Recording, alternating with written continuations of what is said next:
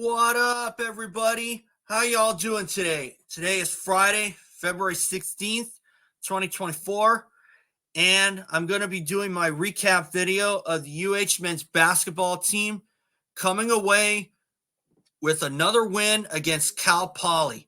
Cal Poly is now 0-14 in the Big West, 4-22 overall, and I'm going to put up my banner here as we get started. But just remember, everyone, just subscribe if you haven't checked, because YouTube has kind of been unsubscribing some people, and I may be one of those, people who may be losing subscriptions from people. So just double check, and if you haven't subscribed, please do so. I appreciate it. Keeps me going. Gives me the want to do these videos.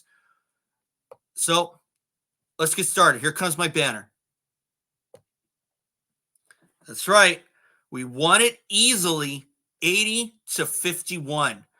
And that's a big statement because I had UH picked for 7-point favorites, I believe, against Cal Poly. I did not expect that this would be as easy as it was. But then again, after listening to the radio broadcast, UH is starting to get some breaks coming their way because Cal Poly was without two of their key players, one in their backcourt, one in their front court. The guy in their backcourt, Kobe Sanders, he missed this game due to an illness, and Cal Poly had lost their front court big man, Joel Armitrading, because of a knee injury. And I don't see Joel Armitrading coming back at all this season because obviously when you hear knee injury, that's usually a season ender. Morsek is one of those guys who's in that category because he has not played since the UC Riverside home win, and he does require surgery. And I'm not going to doubt that Armitrading is going to require surgery as well. But still, I would give that game an A+ for UH getting this easy win over Cal Poly. I think a lot of us thought that we were going to win against Cal Poly, mainly because they are at the bottom of the stack. But still, to win by as much as UH did, 80-51, that's 29 points. And it's hard to win a game by 29 points. Usually you'd expect that from a Division II opponent if you're the University of Hawaii, like UH Hilo or Hawaii Pacific, maybe even Chaminade. But still, to win by 29 points, even if it's a team like Cal Poly that's down at the bottom of the stack, that always feels good. Doesn't matter if it's down at the bottom. It's just like winning an LCQ in Supercross. Doesn't matter if it's the last chance. That feels good because this win feels good, let me tell you. And UH should feel good about this. And I'm really going to keep this kind of short today because, of course, we do have a tough task ahead in UC Santa Barbara at the Thunderdome. For UH, this is their 5th win in the last 6 games, losing only to UC Irvine a couple of weeks ago. But still, at the Brent Event Center. But still, I thought this was a complete game. And if this is what we saw from the University of Hawaii, I have a feeling that we may take UC Santa Barbara down to the final few seconds because I think that this team has finally found itself. So for the remaining home games of the season, I believe there's only 3 left because Long Beach State is up next. And I will have a prediction video there. So stay tuned for that. So anyway, as far as Santa Barbara is concerned, am I changing my tune at all? Probably not.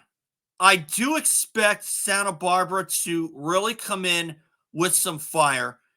And obviously UH is tied for 6th, or not tied for 6th, but they are standing alone in 6th place in the standings.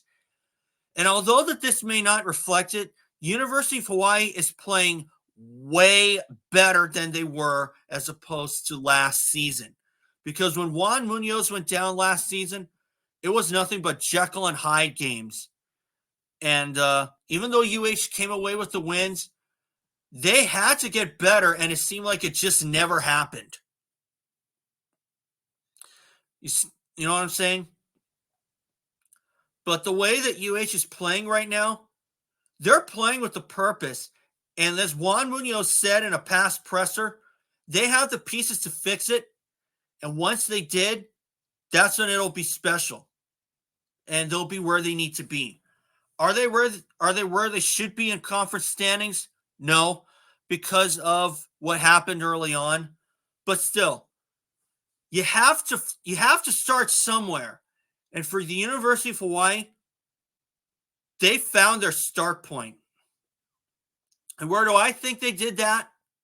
With the win against UCSD in overtime. You always have to start somewhere. And you have to build that foundation.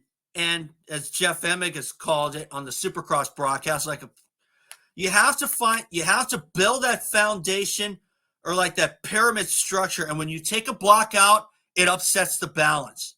So the way that UH is playing right now, their balance, has it been affected? No. Even with the loss to UC Irvine, and of course UC Irvine, they were just better. Give them credit. And if they lose to Santa Barbara, well, Santa Barbara was better. But the way that this team has been playing right now, the way that they play against the perennial front runners like Santa Barbara and Irvine, determines in my book if this team is really good or bad. And last season, it was not so great. I think it was the latter. They were good at times and they were bad at times. But still, the way that UH is playing right now, I think that this is the team that we expected at the start of the season. So I hope that UH can prove me wrong and possibly get the win at Santa Barbara.